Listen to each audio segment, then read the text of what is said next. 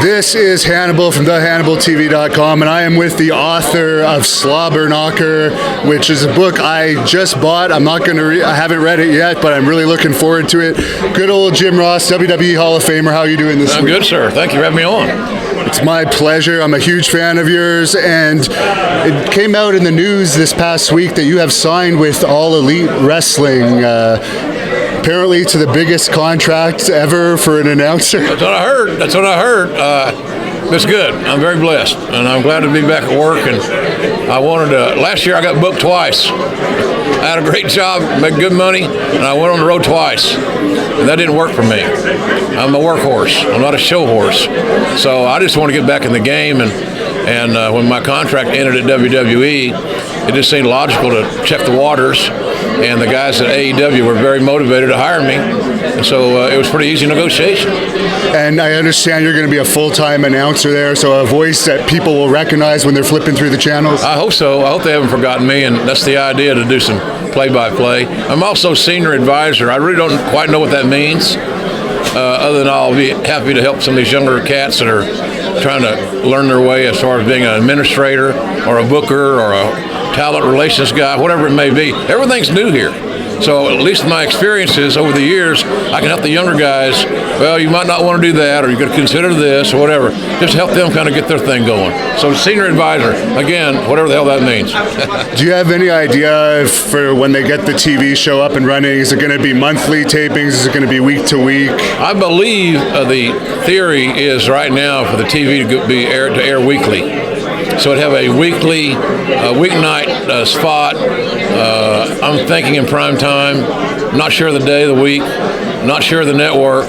But all those things are at play, and it moved really far along. Somebody's going to say, well, how can they have this wrestling promotion without television? You can't. First of all, you can't.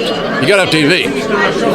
They're going to have TV. I just don't know what form it's going to take yet. So we'll see. It's part of the adventure, man.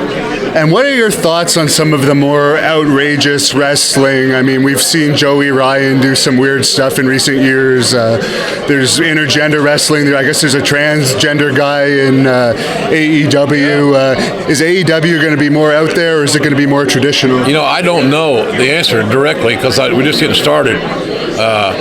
I didn't know they had a transgender wrestler until I was introduced. I don't have a problem with it. I don't care. You know, so everybody. I'm a big person. You should be able to express your liberties and your freedom the way you think, and so I don't have any problem with that. But I don't know. Here's what I see. I see they're open-minded.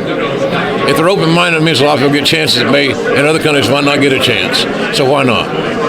Now, I know you're busy, so I'm only going to ask you one more question. I'm a huge fan of Bill Watts. I've read his book over 20 times. What's the best piece of advice he gave you over the years? Oh, wow.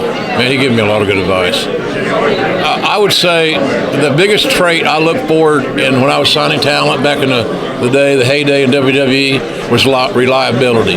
If I knew that you were a good wrestler, but for whatever reason you were not reliable, or anybody, for whatever reason, you're leery of taking a chance on them. So reliability was always my number one thing, and I learned that from the Cowboy. If they're not here, that's why he always put himself on top.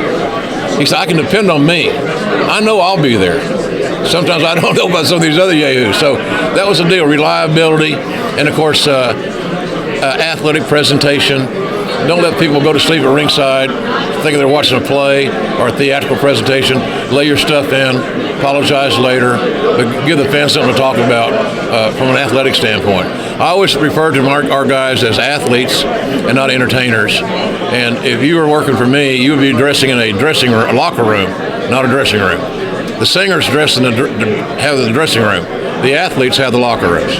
That's a good point. And Conrad Thompson told us yesterday you're doing a new podcast with him. He broke the news to me. And where else can people follow you? I know you're JRS BBQ on Twitter. Yeah, JRS BBQ on Twitter. I'm on Facebook at Jim Ross BBQ, Instagram. All those things I don't have any clue how to run. I do Twitter. I do one on Twitter, believe it or not. You have YouTube too, I believe. Yeah, I got a YouTube deal. I got a lot of stuff. We got every. Hey, look, if you're not up in social media anymore, you're left behind. You got to have a presence, just like you have. You found your presence. You're making your way. Smart business. Good job for you. Well, thank you very much. It's been an honor interviewing you, and best of luck to you in AEW. All right, buddy. Thank you, man. Appreciate you.